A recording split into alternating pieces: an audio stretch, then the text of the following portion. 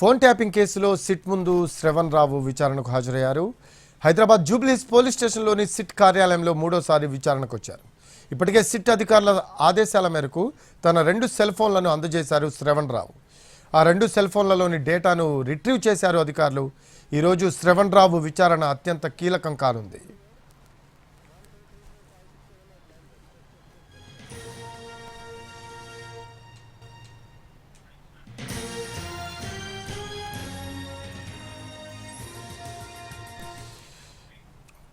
మరో అప్డేట్స్ తెలుసుకుందాం. మా కరెస్పాండెంట్ రాధాకృష్ణ లైవ్లో అందుబాటులో ఉన్నారు. రాధాకృష్ణ, ఫోన్ ట్యాపింగ్ కేసులో సిట్ ముందు ఈరోజు శ్రవణ్ రావు విచారణకు హాజరైన సమాచారం, లేటెస్ట్ అప్డేట్స్ ఏంటి? అలాగే సిట్ శ్రవణ్ రావుని ఎటువంటి విచారణ చేసే అవకాశం ఉంది?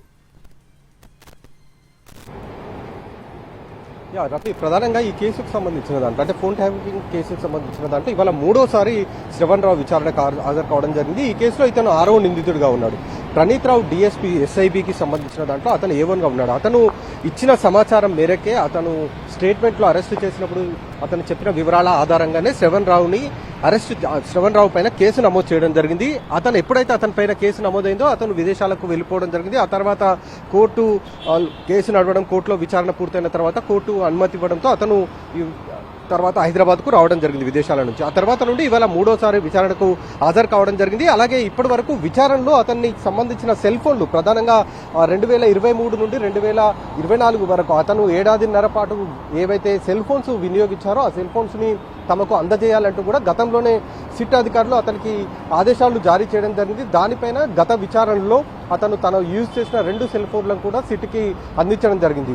ఆ సెల్ ఫోన్లని ప్రస్తుతం రిట్రీవ్ చేశారు అధికారులు. అతను ఆ 2 సెల్ ఫోన్లలో వినియోగించిన టెక్స్ట్ మెసేజెస్ కావచ్చు, వాట్సాప్ మెసేజెస్ కావచ్చు, వాటిని అన్నిటిని కూడా రిట్రీవ్ చేశారు. వాటి ఆధారంగా ఇవాళ విచారణ సాగబోతుంది. ఎందుకంటే శ్రవణ్ రావు ప్రధానంగా ఈ కేసులో ప్రత్యేక సర్వర్ని కూడా అతను ఏర్పాటు చేసుకున్నాడు అనేది కూడా ప్రణీత్ రావు తన స్టేట్మెంట్లో చెప్పడం జరిగింది. కాబట్టి ఆ సర్వర్ ఎందుకు అతను ప్రత్యేకంగా ఈ ఫోన్ ట్యాపింగ్ సంబంధించిన దానికి సంబంధించి ఎందుకు అతను ఏర్పాటు చేసుకోవాల్సి వచ్చింది, అలాగే ఫోన్ ట్యాపింగ్ సంబంధించిన నెంబర్స్ ఏవైతే ఉంటాయో వాటిని అతను ఎందుకు ప్రణీత్ రావుకి ఇవ్వాల్సి వచ్చింది, ఎవరి ఆదేశాల మేరకు ఆ నెంబర్స్ని ప్రణీత్ రావుకి ఇచ్చి ఫోన్ ట్యాపింగ్ చేయించాడు అన్న దానికి సంబంధించి ఇవాళ విచారించబోతున్నాడు. ఇవాళ విచారణే చాలా కీలకంగా ఉండబోతుంది. ఎందుకంటే అతను వినియోగించిన 2 సెల్ ఫోన్లు కూడా ఇప్పటికే సిట్ అధికారులకు ఇవ్వడం జరిగింది. కాబట్టి అందులో డాటా మొత్తం కూడా రిట్రీవ్ చేస్తున్నారు. కాబట్టి వాటికి సంబంధించిన ఆధారాలు ఇప్పటికే పూర్తి స్థాయిలో అధికారులు సేకరించారు.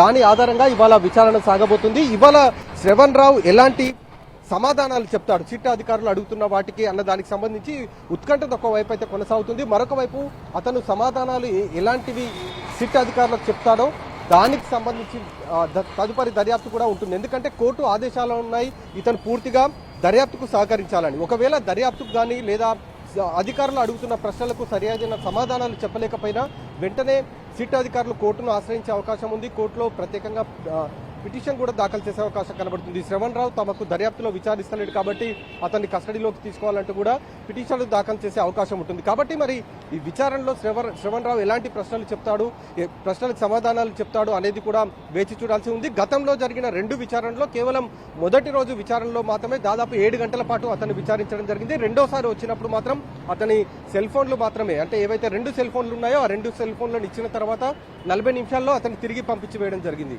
ఇవాళ మరొకసారి రమ్మన్నారు. అంటే దాదాపు 4 రోజుల సమయం తీసుకున్నారు సెల్ ఫోన్లు తీసుకున్న తర్వాత. ఈ దానికి సంబంధించి డాటా మొత్తం రికవరీ చేశారు. కాబట్టి అందులో ఏవైతే అనుమానాలు ఉన్నాయో ఆ టెక్స్ట్ మెసేజెస్ కావచ్చు, వాట్సాప్ మెసేజెస్ కావచ్చు, ఎవరు నెంబర్లు పంపించారు, ఎవరి ఆదేశాల మేరకు ఆ నెంబర్లని ఫోన్ ట్యాపింగ్ చేశారన్న దానికి సంబంధించి ఇవాళ పూర్తి స్థాయిలో విచారించబోతున్నారు సిట్ అధికారులు. రఫీ.